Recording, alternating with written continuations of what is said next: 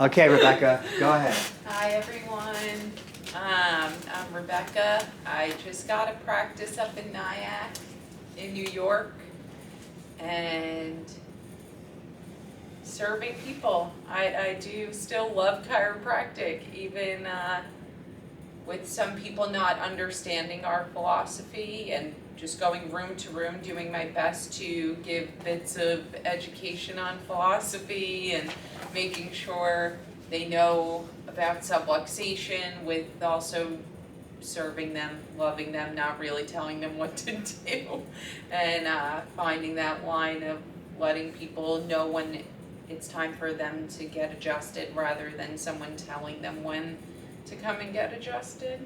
So it's fun. I really love it. So yeah, happy to be here. Is that it, Rebecca? Yes. All right, hang on a second, get myself ready. Anyone like to ask Rebecca anything? Evenson. I don't think I can pronounce the word subluxation. Subluxation. Yeah. Spell it for him. Oh, SUBLUXATION, and it's a word that if you Googled it, it would say dislocation. That's not what we're talking about with that word. We talk about that word as people we know they're emotionally stressed, they get physically stressed, chemically stressed, and we find that stress is interference in their body. It's not, their body we know can flow and be really awesome, and those subluxations, you find them along the nervous system, along the spine, or in the joints, and that's why we will perform that chiropractic adjustment to help their bodies release those subluxations so their body can do the intelligent job that it knows how to do on its own. Was that a good explanation? Does that make sense with what that word means? I believe, doesn't that word also mean like, it's supposed to be the flow of light, and so it's below flow of light, and that's when you get adjusted, more light flows. I wrote it down, I can go over it later. Okay, cool. Anyone else want to ask Miss Rebecca anything? Where is your office? I don't know. Nyack. Nyack, New York. Yes. Oh, I have a question. Yes. What's your connection to that area? That it's right over the border in Jersey. I wanted to buy something. I wanted to start my own, and then I meet friends there for lunch. It's like a good meeting ground from our friends in Westchester, and we met there. This guy was selling his practice, and now I get to serve. I got to serve over 100 people this week, and it'll grow. So that's really my connection, not really anything else, but a place I get to go and serve. Anyone else like to ask Rebecca anything? All right, Rebecca, excellent. Thank you.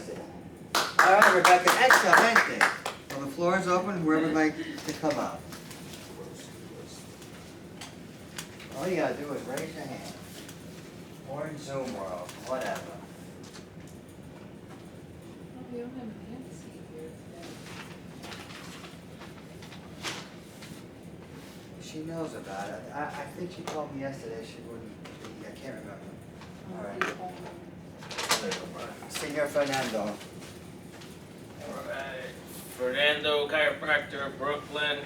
So, in chiropractic, this D.D. Palmer, as opposed to says chiropractic, they came here to connect physical man with spiritual man. And Squally would talk about these things, and you know, you sit there and you think about it, man, chiropractic came here to connect spiritual man with physical man. I was like, what was that mean? What does that mean, you know? And over the years, I come to realize it more, and I was always thinking about, okay, you're my patient, or I'm the person, and we're gonna reconnect you, the spiritual side of you, to the physical side, all kinds of ways. They say, okay, we're gonna connect the autonomic system with the sympathetic system, the involuntary system. You're gonna get the kundalini up, the chakras are gonna all come in, spinning at the same rate. The pineal gland's gonna come away. All these things are gonna happen to these people, and I thought that was the connection, and it is one of them. And it comes through that vertebral column. But I was really thinking about as the chiropractor connecting the spiritual and the physical. Obviously, the person, their physical body, their bones.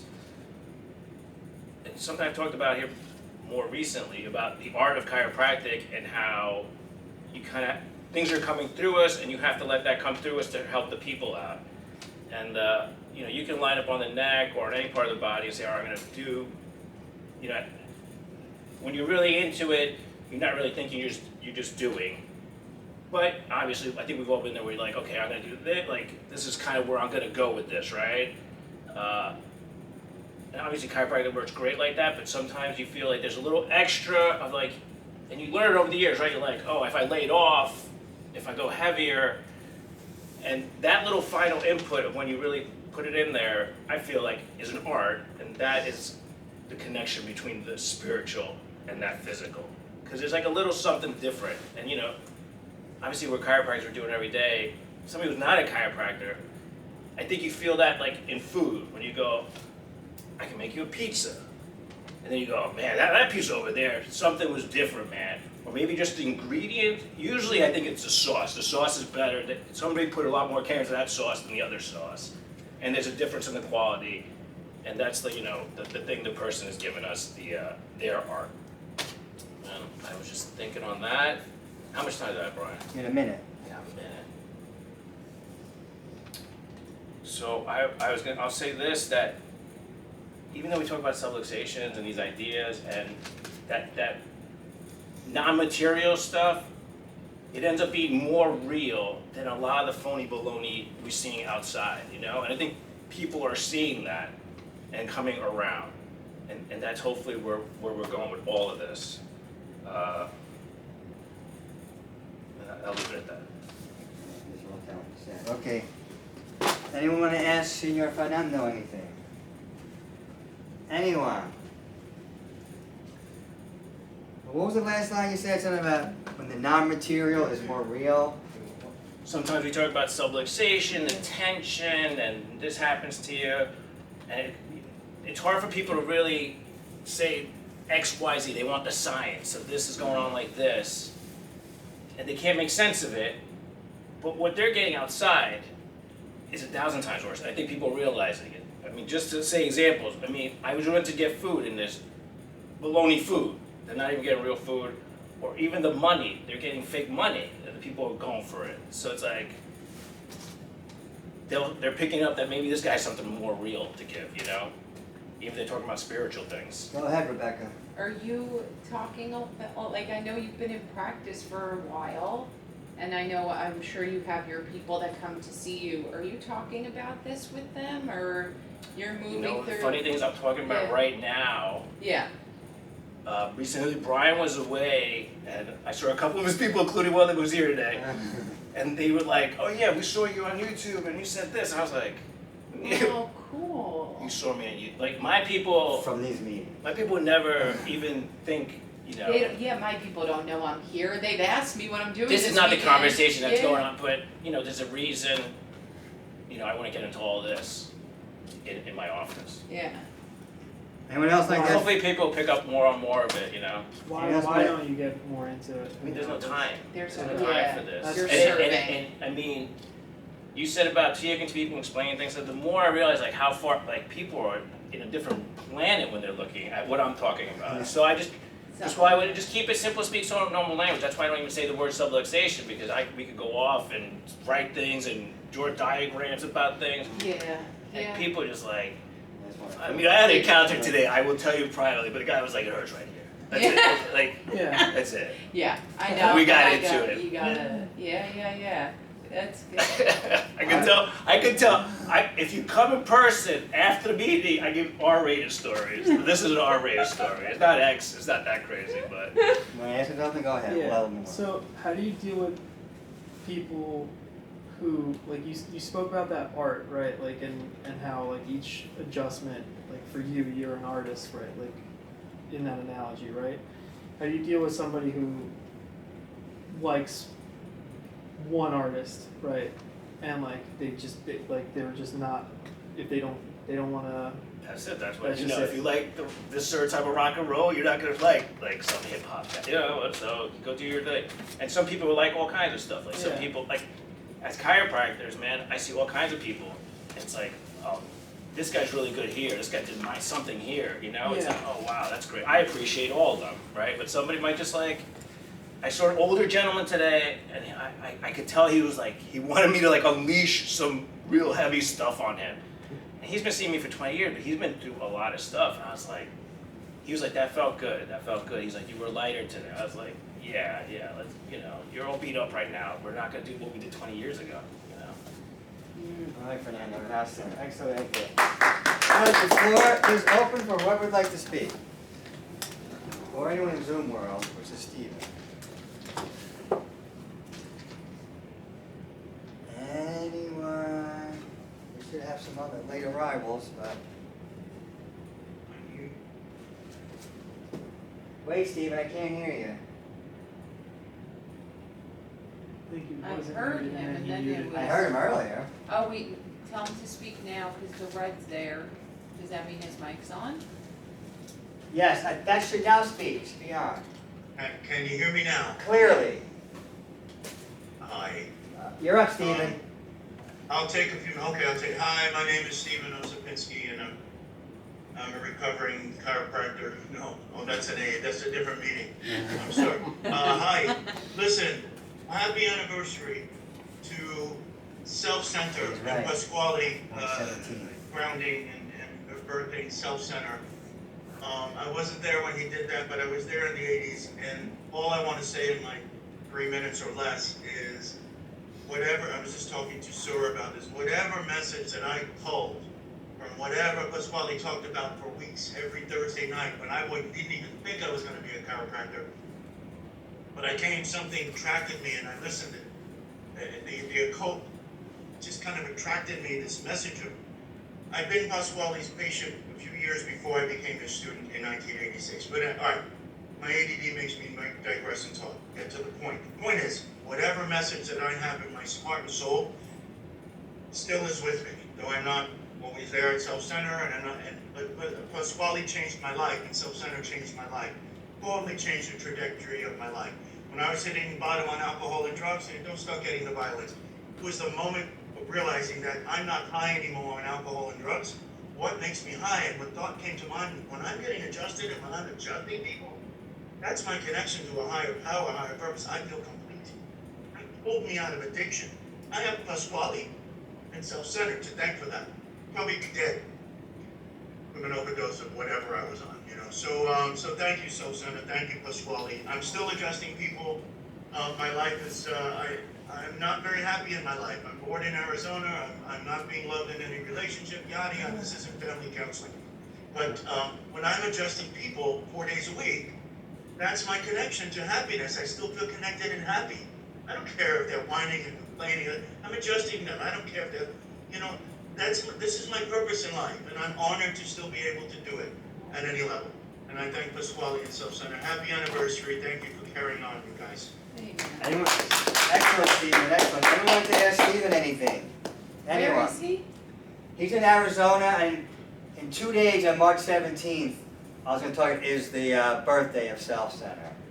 I'll go over that later. That's so weird. So anyone else like to, would anyone like to ask Steven anything? Fernando? So Steven, so you come, let's say the day you're not at the office, you come back in and you say you're connected. Do you have anything you do, like, to just say, all right, I'm here, I'm doing this, like, you look at anything, or you just walk in, you know, hey, it's time to go, and everything kind of comes on inside you? Yeah, I'm not sure where I got this, but it's kind of an adjunct from Pasquale and Self-Center, and that there are helpers. Yes. That there are helpers if I let them in to help me. Listen, I have ADD and I got all this mental. You froze. He'll come Now back. you're frozen. There's only one person on Zoom tonight. Can you see us, Steve? We're here, bud. We can't hear you, buddy. Higher than me come in. Let me be a channel of that peace. I literally have said for years, let there be God in my hands. And that's what I do. And then I just That's not. go with that. You know, I have to balance my educated brain to letting something else in. I very often call him Pasquale, Alita, DD. Sometimes I'm like, oh, DD, you know, like just in my mind to keep me centered. And then get out of the, Pasquale used to say, get out of the way. The moment of the adjustment, just get out of the way, let it happen. Anyone else like Let there to? be God in my hands. Thank you. Anyone else like to ask Steven anything? One more time. All right, Stephen, thank you. That was great. Excellent. All right, the floor is open. We have 2 people here. You don't have to be a chiropractor. You don't have to get up here to speak, by the way. Would anyone else like to come up? Well, we can let Fernando and Rebecca come up again if they want. The other people should be here very shortly, and I want to give them an opportunity to speak. Also, one more thing. Come on. I was saying that, thank you, Stephen. I was thinking one thing when we were talking about the physical, because I mean, it was a big thing for me of, getting to spiritual stuff, but always like, I have to be connected to the material. But the results side of things, I think that's the important part. You don't live by the results about the person. Oh, I mean, we do. I mean, the person, every day people come in, and it's like, oh yeah, you can move your arm better. And it's like one after another. And hopefully but even with that, people don't even realize, how they should go move forward in life. They're still confused, but hopefully with enough results, they come around, I think they get the results, but they have certain expectations of an immediacy and like a jackpot all the time. So they have to stretch that out to be going, okay, this is real, like life doesn't always work like that. Things are gonna get stretched out. But that's a big jump. Do you feel like when you're going to adjust people that you're always tapped into that spiritual over the material, No, or it's I wish something I was that always. you That's why I was asking Stephen how do you get back. What do you do? And then my I do follow-up some question. common stuff, and I've been coming down here for so many long to how do you get in touch with that stuff. But I mean, Yeah. there's days where you go, what is going on here, man? But that door's open, and all kinds of stuff is. Sometimes I think we concentrate so much at Self Center of just being these sources of awesomeness, and it's great. But sometimes you get stuff coming in that's like I can't. Like today, it was nuts. But I was like, I can't deal with this. Like this is crazy. Like Right. this is real crazy. But anyway. Anyone else want to ask Fernando, Rebecca? So what's your way of continuing to love people and love doing what you do when Oh, you no, get that everything day to person that day. throws you Day off? to day. Day to day, yeah. And that's like what Guy Reed There's this said, big yeah. principles, but you go, Yeah. hey, sometimes you go, what am I gonna do? But you just go, what can I possibly do next? And then you build, you start building momentum with people. At first you go, this is a lesson I had to learn. Sometimes I go, there's no way I can do anything with this person.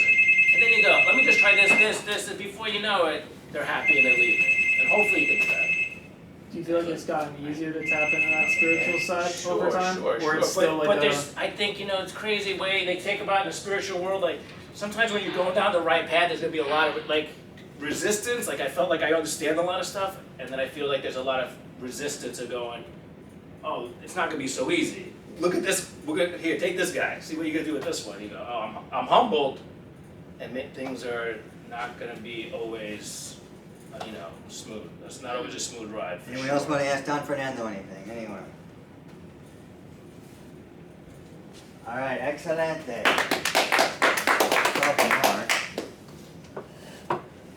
Rebecca, do you want to say anything again, or Andrew, or I'm trying to talk less. anyone that grew up? Wait, anyone that grew up We need near I need you guys Newkirk to talk. Street or Flatbush Avenue? or- They get up here, Martellus. You're next, buddy. We've been waiting for you. You're up. You're on. Damn, You're on live. give me a second to get my breath or Take- something. Take your Put your time. record down, go up But there. Rebecca, We've do been you want to waiting. say, NBC News. Rebecca, do you want to say anything else to give him a moment? Come on up You and say know that something my else. birthday is the day before this Did you speak anniversary, yet? and I Come didn't up know. here. Yeah, I did. Come I up front and spoke. say Oh something. gosh, again, Talk I'm about trying your to birthday. Come talk on, I need you to less. fill in. Oh, okay. Now's the time to talk. Now's my time to talk, but Yeah. I'm also learning how to just shut up and serve people. Well, that's a And good just- statement right there. And that's how I'm really doing my How are you best. trying to do that? Because I'm just there to love them and listen to them and adjust Do you them. do anything in particular to get you Wait in a the second, mindset? you're gonna ask stuff, you have to raise your hand. So But sorry. let her stop, when she stops, then you ask. I'm So I'm go ahead. working on going into practice and creating that space where people of all different, mentalities, whatever reasons bringing them in there, that they know I'm there to serve them. And that I'm really doing my best to shut my mouth and just adjust them. And it's hard sometimes because I do just want to tell these people that they can do it and instill hope in them and love them. And, you know, some people don't want that. Some people get really into it and they love talking about philosophy and it makes sense to them. And then you go to the next room and maybe that person really doesn't give a crap. They just want to get adjusted, which is great. I'm so happy that they want to get adjusted.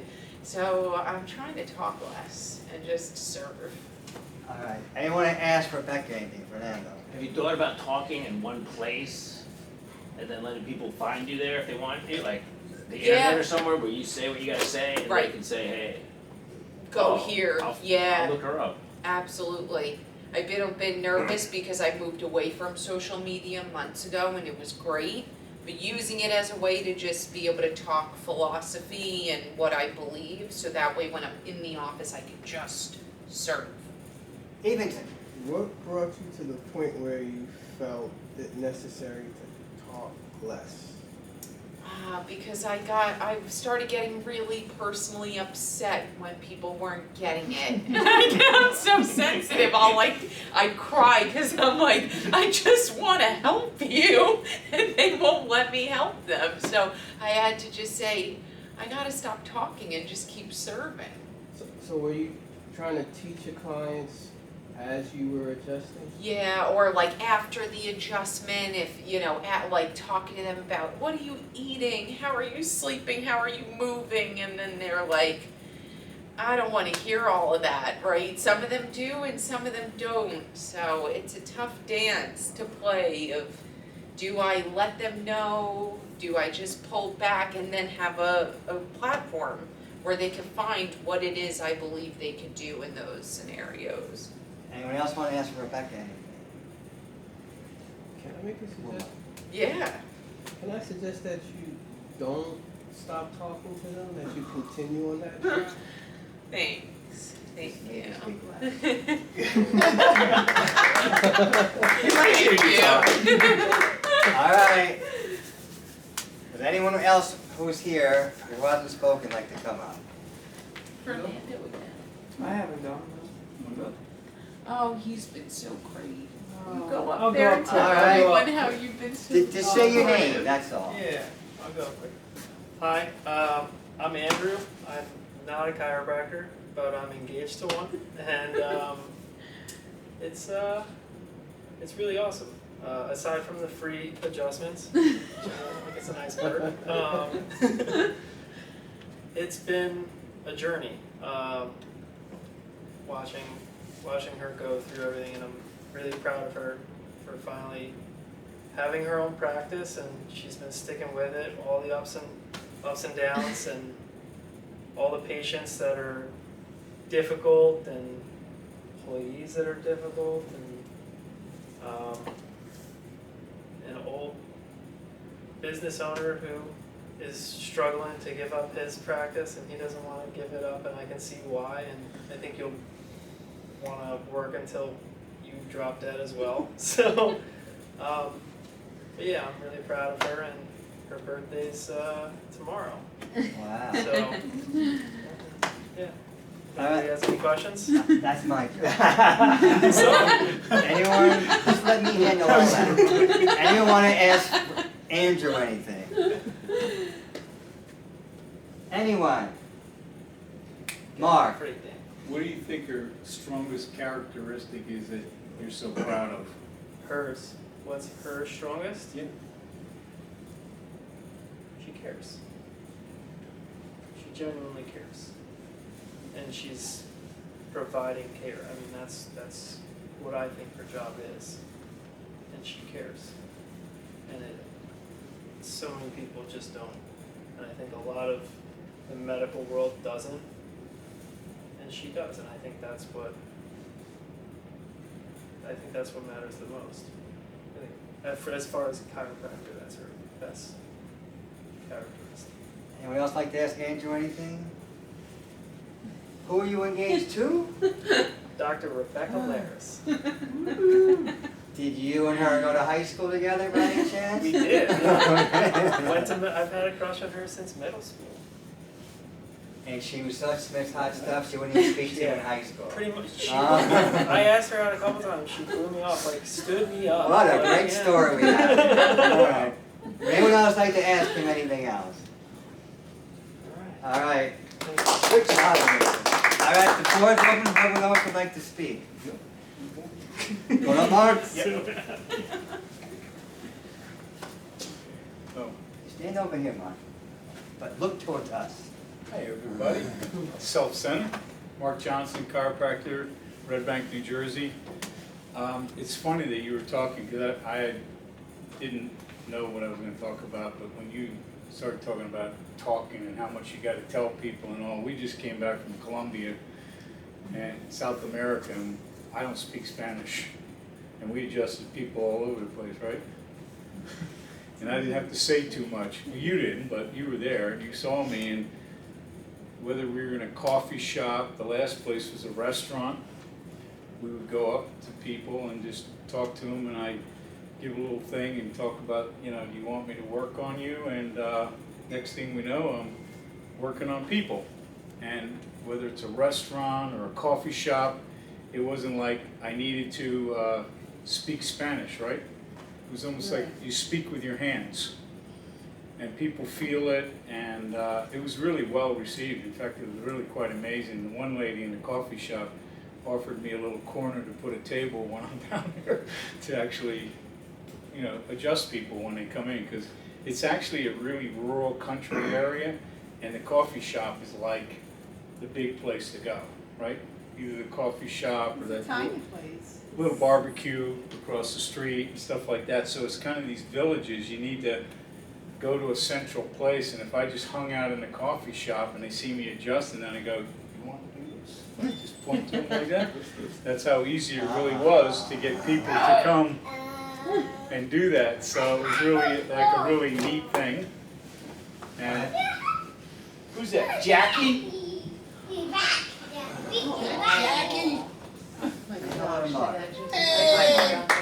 How you doing, Jackie? Oh my God, he got long. Jesus, he big. Sorry to interrupt you, Mark. Anyway, so as far as how much you need to communicate, I don't really know. Like you're gonna love them with your hands. They're gonna pick up on how much you care with your hands and your eye contact and the fact that they feel your heart. And because I really don't speak much Spanish, I want to learn it because it's really a cool language. You can see stuff there. But I think it is good to have some communication with the people, but I'm really looking at it and thinking they're going to get what they're going to get. And man, let me tell you, I did years where I used to use the flip charts and tell everybody what cards. That's more for us. Makes you feel good, then do it.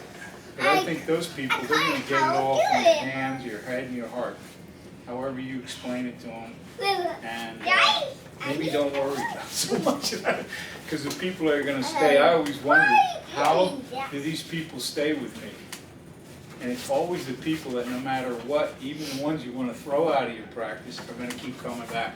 And you're wondering, they don't really get the changes that you're expecting of yourself. And that's another thing, don't expect so much change. Let them just do what they're going to do in their own body. You're there to serve them. And I looked at it as the little bit that I could talk to people was better. So it's funny that you brought that up because I think that's a really important topic, and that was just what I was going to say today. You look so good. Thank you. And I want to ask Mark anything. Stevenson.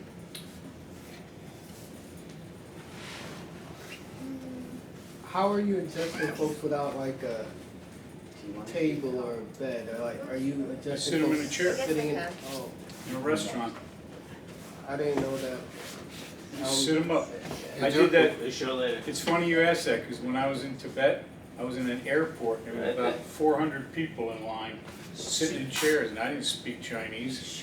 But I started working on people, and then people would see it, and they'd be like, people would light up and smile, and I go, "You want this? You want me?" I'll let you. And they heard it. Their neck went, it exploded. And when that happened, they'd go, and I'd move to the next one. Literally, I would go right down the line, and almost, maybe once in a while, somebody didn't want to get adjusted, which was cool. Thank you. But yeah, it was that was pretty, you just improvised. I used a chair. I did actually put somebody on a cement bench, you know, like one of those park type things, and because I needed to do some side work. So I did that, yeah. Follow-up question, because I didn't know that people can get adjusted in the chair, can you adjust them standing, in a standing position? Yeah. Sure. Anyone else want to ask Senor Mark Johnson anything? Fernando? When are you opening up practice in Columbia? It already happened. It did. They offered me space. Just when you come, you can use the coffee shop. Anyone else want to ask Senor Mark anything? When are you printing out business cards? I don't even think I'll need cards there because there's Nice. nobody doing it. So when nobody does it, it's just like bingo. Yeah. It was really cool. Okay, one more.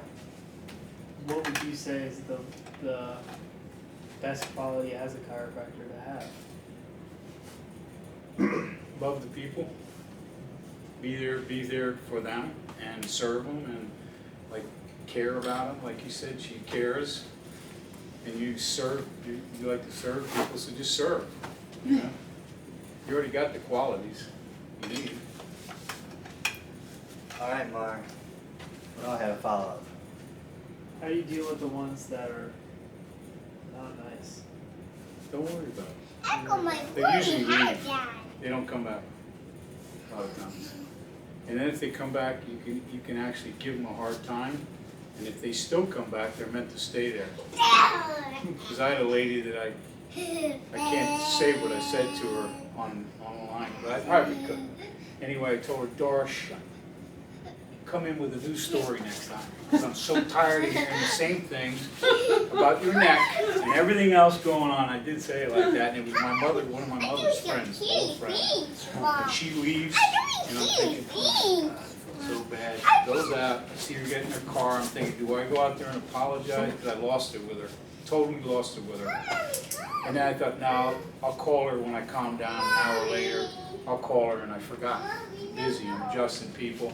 That night I was gonna call her, and I again, not forgot, but I thought, you know what, I'll think about it and I'll call her tomorrow. So, tomorrow came and I thought, you know what, forget it. I'm not gonna call because it's gonna be, I'm acting weird or I'm being weak by calling her. I did it, too bad, she's gone. Maybe I needed to have her gone. A week later, on Wednesday, she came every Wednesday at lunchtime. I look in the parking lot, there's Doris coming up the walkway, doing her thing, and I'm thinking, oh shit, I gotta really, as soon as she comes in, I'm gonna apologize. I'm getting myself psyched up to talk to her. And I know she's in the room, the door's shut, I go grab the knob and I open up and I go, Doris? She goes, it was the best thing you ever did for me. I swear to God, that's how she said it. And she was a steady, after that, steady person every Wednesday, didn't tell me her symptoms anymore, because seriously, it was the same thing. And I'm thinking, why do you keep coming back then? Right. If you feel as crappy as you did the week before, so if they keep coming back, they're meant to be there. You know, even when you want to throw them out. All right, Mark. Excellent. All right, sorry, you want to say something? Sure, I'll share. So big, get over here, let me see you for a minute. You wanna share with me? Okay, hi, I'm Sora, and this is Jack from Jersey City. Oh, it's getting too heavy to carry.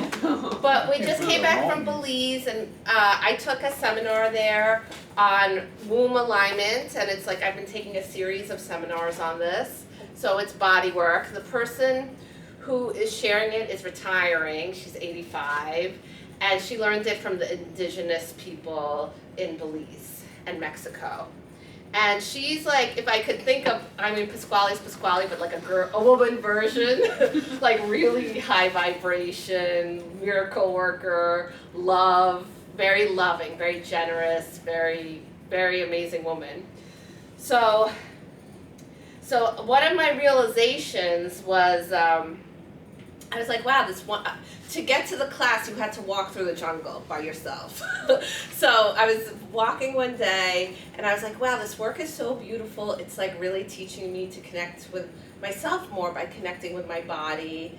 And they watch every single thing you do when they teach you something. Like, it's like kind of like they hammer you, you know? But it's like they have a responsibility because they're coming from a lineage that's sacred.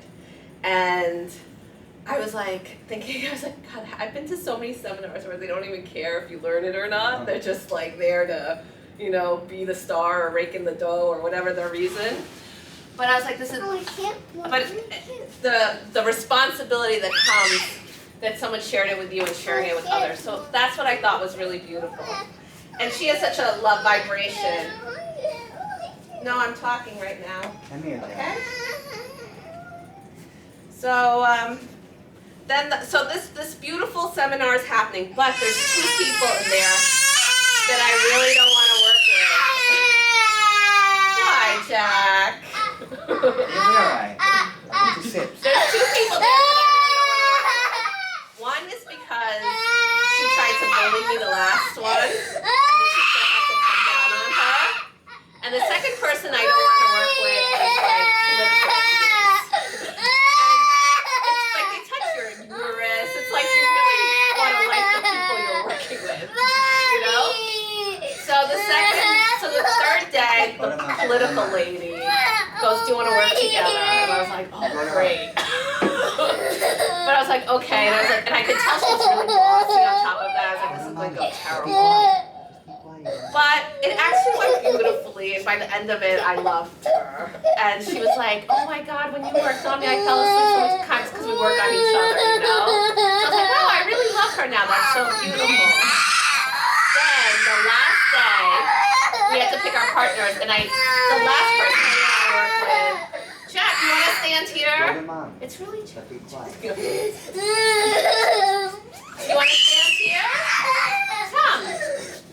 Come, everybody wants to hear from you too. Everybody wants to hear from you Let too. Mommy finish. Go ahead.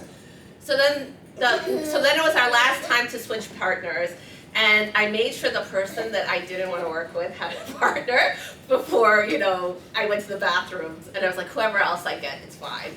So I come out of the bathroom, and that woman is like, "No one wants to work with either one of us, so we're together." And I was like, "No, please, I don't want her to touch me." And anyway, that one was interesting because we had to kind of share our health history with each other. And when she told me what she was going through in her life, my heart just like opened for her. And the teacher at the end said her greatest takeaway was the difference in my body after she worked on me, that woman. So I was just like, wow, it's just like beautiful. Like what we do teaches people to connect with themselves, but to connect with each other. And I had to confront my stuff there because it wasn't just about learning a technique. It was about, you know, stepping into, you know, a role to help people. And I like that life didn't let me get away with it. Like I did this whole love thing, but there's 2 people I don't like, you know? Like I really had to, and I just think that's really what the world needs, you know? And so many people are isolated on their cell phones, and we need to be with each other. So that's it, and that's why I love chiropractic. Amen. Anyone want to ask Sarah anything? Anyone? Anyone? Does Mark, anyone want to ask Jack anything? Go ahead. Are you Mark. inspired to do that work even more now? Yeah, I'm really into it. Good. I really like it. Anyone else want to ask Sarah anything? But I'm also like inspired to like our responsibility sharing chiropractic with younger generations, and yeah, just like I had to recently find a dentist, and I had so much experience going to hustler dentists, and when I actually found someone that really cares, I was like, oh, what a relief. So it's like, you know, I think that's happening everywhere. It's like the hustlers are taking over the art, you know, like, it's like, so we have a responsibility to really, you know, mentor people that want to be mentored and continue to do the work ourselves to grow and learn and serve. Anyone else? All right, Sarah, excellent. Okay. Becky. All right, Becky. Where do you want to sit? There's a sips over there. You want to sit here? All right, sit the day. All right, does anyone else want to speak? If not, then I'm going to. Steven go? Yeah, he went earlier. Anyone? All right then. Here. Alright, so the featured speaker is me, so he's fired up. So Brian Patrick Corrigan chiropractor, right here in Jersey City, New Jersey. There's a, well, I'll give a little history about Self Center. It started, Pasquale used to teach at a school in New York City. He's a chiropractor, he taught at chiropractic school, and one night he was, at his house over on 31st Street between 4th and 5th Avenue in Brooklyn. He was reading a book, said it was like 2 in the morning. He was trying to find an answer to something, and he couldn't find it, so he screamed, I need to know more. Can someone help me learn more? So a little bit after that, one of the students at the school says, this woman I know told me she wants to speak to you. He goes, what do you want to talk to me about? She's like, well, she's a psychic medium. Well, he didn't believe any of that stuff. He's like, I really don't want to talk to this lady. But something says, just go, at least listen. You can't lose anything from listening. So he said he went to this lady, Paula, up on the Upper West Side of Manhattan. And she spoke to him. He said she told him things that no one else would ever know about himself. So he knew she was the real deal. So then what happened was, the way she put it was to him, it's like, I'll get you in contact with your spiritual friend. So through her, speaking to her, they asked him, what is it that you want? He said, I want to know more so I can help my people better. And they said, how wonderfully said, how wonderfully said, how wonderfully said. So then after that, and they gave him the spelling of self-center, which is C-E-L-L capital F and center. I'll get into that in a little bit. And then he started having the self-center meetings after that. So now you know the beginning. And he had that reading with that woman on March 17th, 1968. I like this game. So, another Brooklyn story. There's a book and a movie called The Tree Girls of Brooklyn. The book came out in like the early 1900s. The movie came out in like 1946 or something like that. There's a line from it. This little girl was talking about her father. She really loved her father. And they didn't have any money. She said he didn't have a lot of money, but she says all he had was himself, and this he gave generously. So we'll get back to that in a moment.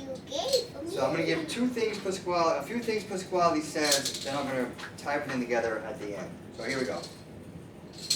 Now for those of us who knew Pasquale, can remember, like especially the last 6 months he was here on this planet, he started to lose weight and he got thin, for those of us who remember. And people want to know, what's going on? And he says, my spiritual part has run ahead of my flesh part at the moment.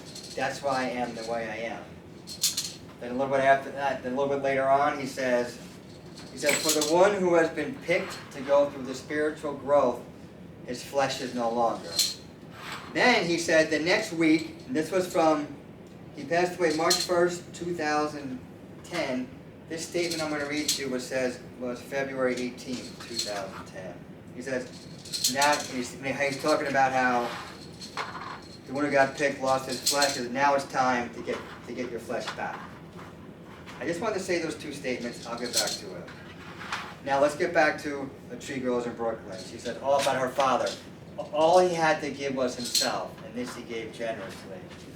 Well, One is missing. that's really all any one of us can give. All I have to give is myself, but I'm spelling self-center.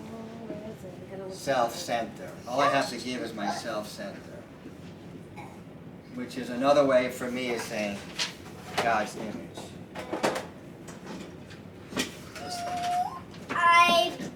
So we've been cut off. It's like our realization of who we really are has been cut off. So what happened is,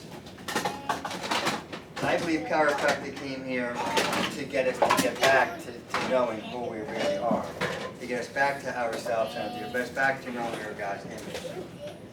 So then, how does chiropractic help us do that? Well, I'll write another word down. It's called surrender.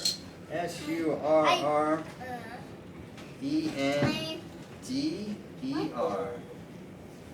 If you want to break this down, sur means over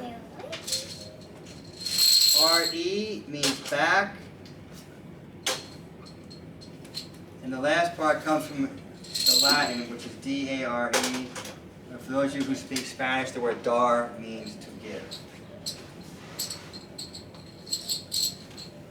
So what are you giving back over? I really think the only thing we really have is our God's image, and you're giving that back. You're giving that back to yourself. You're giving that back to every single person you come across. They can sense it. I'm going away. So I was thinking about this, Sarah. I wrote down, Sarah, can you hear me? Yeah. I said, you know, I needed to become a chiropractor. I'm thinking about not what I want, but what I needed. I needed to become a chiropractor. I needed to meet Sarah, and I needed to be Jack's father. But the only way that I could get all those things that I really need is to surrender. And I just want to write something what people talk the word subluxation. Well, sub in this part means under, L-U-X means light, and then you have Asian, so you throw an N in front of that. I rather think like chiropractic puts us in with a nation under the light. And that's that light inside of you. You just gotta get in touch with it. Thanks. Now, I'm done with this. So I've been a chiropractor in June for 29 years. And I remember in school, they really just talk about the physical stuff. Someone comes in, they have this particular situation, you can do this, you can do that, and they'll get better. So as a chiropractor, I had people coming and starting to tell me all these stories about how their children were murdered, how some loved one just died, and how they want to come in and see me because it helps make them feel better. And I'm like, man, no one ever told me this when I was in school. I was like, this is intense. And that lady, Fernando will know this story because he knows her lady. She was, I don't know, something happened. Someone was trying to kill her husband and shot a gun at him, but instead missed him and hit her baby that was in her arms. The baby died right in her arms. And she just told me, I didn't really know this, she just told me out of the blue and I was shocked. I didn't say a word. And after she left, she goes, we thank you for not saying anything, there's nothing for you to say, thank you just for listening. Well, the reason why I say anything is I was in shock, I didn't know what to say. But that's when I realized, just because someone says something doesn't mean they're looking for me to answer, give them an answer, because I really don't have them for them. So what chiropractic does for me is it helps people. I have other people tell me a bunch of other stories that happen that are not very pleasant stories, but they said for some reason coming here is helping me work through these things. Not that I was their counselor, because I didn't give them any counseling. I would just really adjust them and they would leave. There was very little talking. So I thought about it. I said, I think it really helped them surrender. And it's like they got to go into that pause. It's where there's no time, and they could look at themselves. They could see their self-centered, their God's image, and only see that and see themselves as that. So that's what chiropractic does. So when they jump back into space and time in this world we live in, they still have a piece of that peace that they have from being in that pause, and they can look at these circumstances around them, and they have that sense of security inside of themselves that they now can work through whatever emotional traumas they have to work through. They have that sense of strength and safety that they can do it. Because a lot of people don't feel safe. I think one of my jobs is just to let people feel safe around me so they can experience this and allow themselves to help go through this. And for chiropractic to do that, that's why D.D. Palmer, he was the founder of chiropractic, said chiropractic will empty out the prisons and the asylums. And you're going to start to see that. And I'm watching people. I take care of a lot of people who have been like, I guess they live on the outskirts of society. They don't really fit in regular society. That's pretty much how I've been my whole life. Never really into the mainstream, outside of it. And those people come in and some of them say to me, you know, when we first met you, we liked you because we think you're even crazier than we are. And that's why they like me. I said, well, I accept that. You know, you're a strange guy, they say to me. I said, okay. But we love you, they keep saying. That's why we love you. And I do better in that world. I do better with the Spanish-speaking community. community, because there are people who say, God's blessed your hand, God bless you, God bless you. There's a kindness and an appreciation that that's people born and raised in this country don't seem to have. My mother's from Ireland, so I was raised like that. I was raised like a lot of the way that people who are from Central and South America come in to see me. I was raised in more that mindset of how to be appreciative and thankful. So when people say, I'm not looking for the pat in the back. When someone says something nice, one of the hardest things to do is to learn how to accept the gift. Someone says something nice, I don't say, oh, it's nothing. I just say, thank you so much for your kind words. I appreciate it, and I do. So we're living in this world where everyone's arguing over this, they want to argue over that, and this and that. But if you just sit and be within yourself and your self-centered, and really we have to start attaching ourselves and realize we are God's image and recognize other people are that. Because there are people who have attached themselves to doing evil things, but it's not progress. And they're starting to fall away. And you're going to notice these are the ones who are going to start getting sick and having more and more problems. And that's for them to deal with. If they want help from me, they can, but I'm not getting into any arguments, and I'm not getting dragged into that. All I can do is stay here. I know you guys are talking about difficult people. I don't view anyone as difficult. You want to come in, you come in. You want to leave, you leave.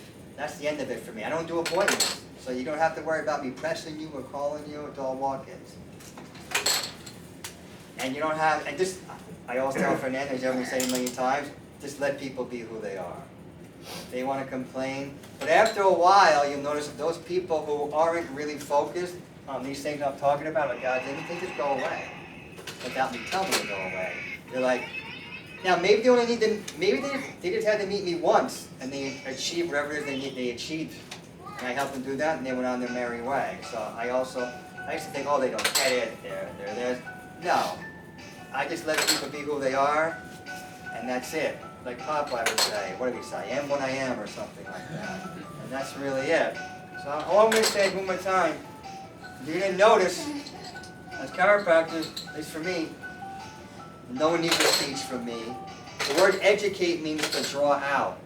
What I was doing years ago was throwing more junk inside of the person. I just wanted to repeat what I was saying. That's really what I wanted. So I could say, you see, I'm educating that person. Well, no, I wasn't. Well, I wasn't really.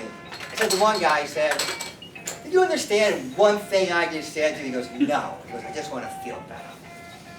And what's wrong with that? So I just look at it that way. But the people who do want to, but I notice, the less I say, they start talking to me about these things. They start bringing these things up without me saying it.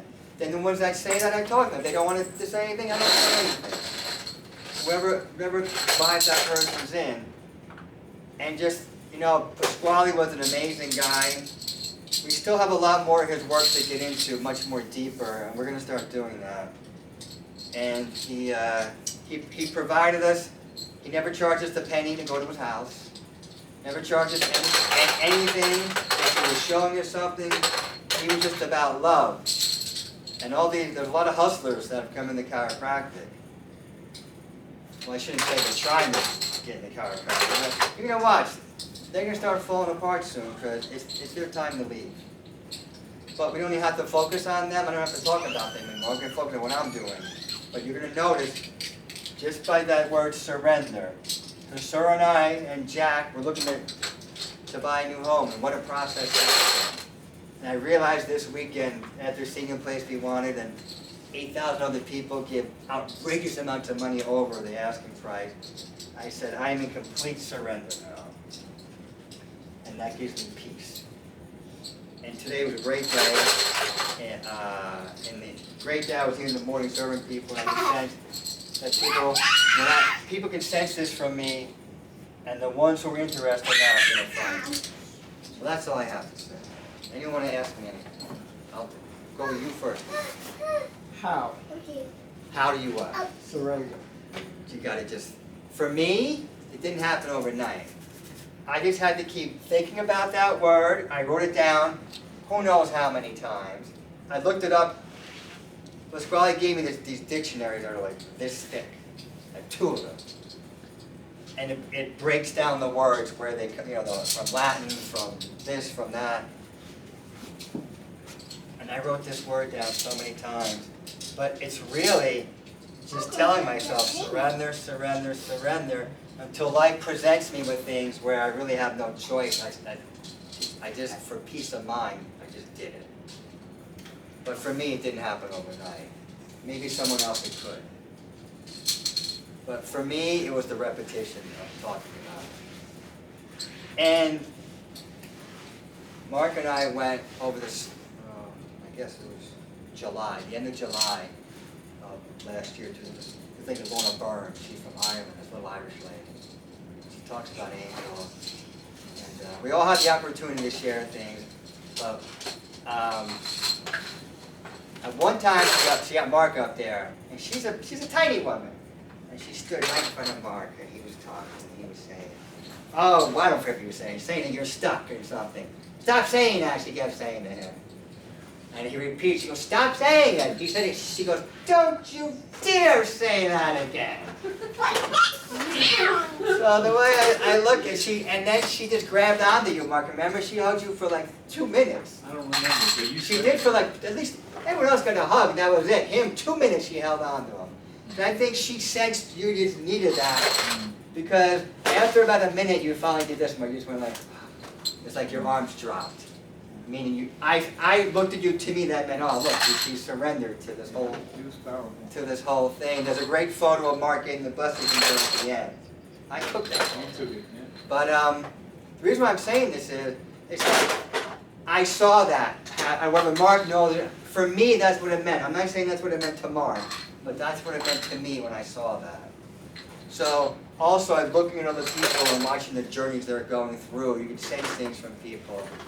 And just realize, there's a lot of people you don't know, they're suffering. They're going through really hard things. So even if they're acting kooky, maybe they're rude, maybe they're nasty, who knows what they're going through? So just give them the break. Unless they're like trying to hit you or something, that's different. But if they're being rude and nasty, just take it and move on.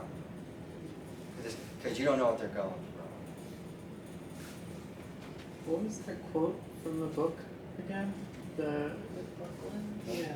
A tree grows in Brooklyn? Yeah. She's talking about her father. What was the quote? Oh, she says, all he had to give was himself, and this he gave generously. What do you think that means? Well, in the sense of that movie, it meant this guy was broke. He never had any money. If you saw the movie, you understand a little bit better. I don't want to give you anything away. But it's just, that's really all he had. This man was so kind to everyone. One girl was very sick and she was dying. And the mother, instead of like, they knew she was going to die, but instead of giving her, instead of saving money to put away to get her to have a proper so-called burial in the cemetery, she brought her beautiful white dresses that the little girl wanted to wear. And when the father saw the little girl, he kept saying how beautiful she looked in the dress. And the girl felt so nice. And the girl died, and someone said to him, can you believe she didn't have her get a proper burial in the cemetery? And he goes, but she had the dresses. Then he goes, what are you talking? He goes, she had the dresses. Meaning, enjoy yourself. Yeah. So, that's just an example. This man would, anytime they showed in the movie, he was out in the street, everyone came up to him because he had that. I think people saw he had that, even though he had problems, he was happy. I think they felt that self-serve. They felt that God's image. Maybe they felt they could surrender around him because he wasn't a threat to them in any way, shape, or form. Anyone else want to ask me anything? Do you want us to talk about adjusting the people in Belize? Oh yeah, we're in Belize. No small thing. I got in my bathing suit. These, what do you call them, crop things, whatever. I don't even wear it. So Jackie was obsessed with, they had a pool for children. It was like, a foot high, and it was like 25 feet long. So you could run from one end to the other. And I'm going there, so they went ahead of me, so I went there. So I walk up, so I go bring the table up. There's some people that want you to adjust them. Alice wants you to take care of her. So I went back to the room. I set it up right by the. You have the pool, and up top of the pool there was a section for people to have little private parties and meals and stuff. It was covered, so I can get. It's like if I'm out in the sun, I'll be boiled, so I hid under the shade. And all of a sudden, you got people from the kitchen coming out, the other wait staff, the women who clean the rooms. They have their own bakery. The guy from the wood shop. The guy's cleaning up. The women, and all of a sudden, all these people came, and she has a picture. There's a whole crowd of people waiting to get justice. So I just went through it. We had to wait a few more days, and I went through it again. Then the last day, I'm walking. Brian, the ladies from the office, they want you to go take care of them. So I set up near their office, and it's a little more of a remote area of the property. And I took care of the women who clean the rooms and the girls who work in the office. And the person who owns the property, he thanked me. He's like, that was so nice. He goes, how come you didn't charge them money? I said, you guys were so nice to me last year, and this year I feel it's me giving back. So I don't want a penny for it. And he looks at me, you know, he's such a nut. What this guy has done, they wanted this property in 1977. For 10 years, he just lived in like a hut made out of like grass and wood and dirt. And he had a wife and 2 kids. They didn't even have a car or a road. They would put the vegetables they grew on a canoe and go into town and sell it. And then for some reason, people wanted to stay in the property, so he built another mud hut, and they stayed there. But he made more and more money, and now they have this beautiful resort. And it's an amazing story. And it's just about, it's like God gave them something, they ran with it. And that's, for me, what chiropractic helps people do as well. But What that about was a the last beautiful person experience you taking care of those adjusted? people, and it was fun. Anyone else want to ask me anything? What about the last person you adjusted? What was that? The owner, right? Oh yeah, the last person was the owner's daughter. So she's probably technically one of the owners too. I didn't get into the business. Then I said I don't want to carry the table. I said just come over and I'll take care of you on the. They have in front of our room like a porch overlooking the jungle. I said just come there. I'll take care of you there. And we spoke for like half an hour. The 3 of us and her. Now, to show you how the world works, and the guy came in today, sir, you met him. Oh, okay. There's a guy comes in this office, he lives 2 blocks from where we live. He's born and raised in that town, in Belize. He went to school with the owner's son. He grew up in that area, and now he lives here, and I've been taking care of him for years, so I always say his name when I go down there. He goes to me, what did they tell you? I said, nothing, they just said you're a great guy. But isn't that amazing? Do you understand? This is a very remote area. It's right near Guatemala. We're not talking about, we're talking about villages where most people don't have cars. They either get along by bicycles or they walk. Anyone else want to ask me anything? When you spent all that time with Pasquale, Yeah. what do you think was like the most impactful thing that he said to you that just shifted your life? It was in March of 2001. We were in upstate New York. This place called the Villa Roma. We used to have, which we got to start having again. We had this self-center weekend. You know, you were there. And so I'd known him 5 years. And he grabs me because he was much harder on me than others. And he goes, we love you, and he goes, you have to let us love you. And right after that weekend I went home, all this debris just came, like I had sores all over my body.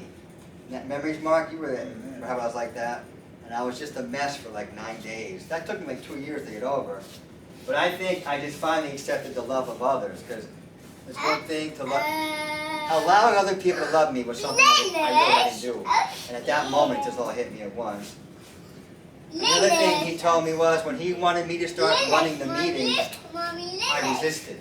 He said, I don't want to do it. I said, there's people here much longer than me, let them do it. So he let me get away with that for like a month. Then he grabbed me and he goes, this place needs a tone, and you're the person to set the tone for the meetings. So then I said, all right, Pasquale, I'll do it. Then after every meeting, when everyone would leave, he would just tear me apart of all the mistakes I made. Oh, I did this wrong, I did this wrong, I did this wrong, I did this wrong, blah, blah, blah, blah, blah. But I learned so much just from going to his house. If he needed work around his house, I would help him. I could knock down walls, I helped him with plumbing, I helped him with everything. But then afterwards, we got to eat. And while we were eating, we'd go, he'd just unload all this spiritual wisdom on me. And I'm just really beginning to process and understand it now, all these years later. But I really think in order to understand what he was saying, I needed to meet Sarah and Jack to help really me understand love. Because that's really what he's about, love. Some people run to love, or they run away from love. I decided to run to it. Anyone else want to ask me? When did you meet Pasquale? What? When did you meet Pasquale? Well, I first heard him speak in 1992 when I was in school, but I didn't meet him. At Life? Yeah, I You heard him didn't speak 3 times. Okay. But I didn't meet him until January of 1998. I met him at his house. And then you met him, you came back up here after Life? And I graduated June of 96. I came right back here to Jersey. Okay. And then how did you hear, he started having He was already having meetings since before I was born. Okay. This guy James King, a chiropractor, he went to school with me. And he goes, remember Pasquale, sir? So I said, of course I remember him. He's like, go to his house, he's having meetings, and he wrote the directions before, Google stuff, maps. He wrote it down from the directions. Okay. Well, I drove over to Brooklyn Bridge, Atlantic Avenue, took a left, took a right into 4th Avenue, took a left into 31st Street, and there I was. That's you, Mark. Yeah, anyone else want to ask me anything? Where did Pasquale go for chiropractic school? Did He went to, it was, at that time, it was on 42nd Street and 6th Avenue. It was in called the the city? Eastern Institute of Chiropractic. He graduated in June of 1943. And where did you teach? He taught at 2 schools.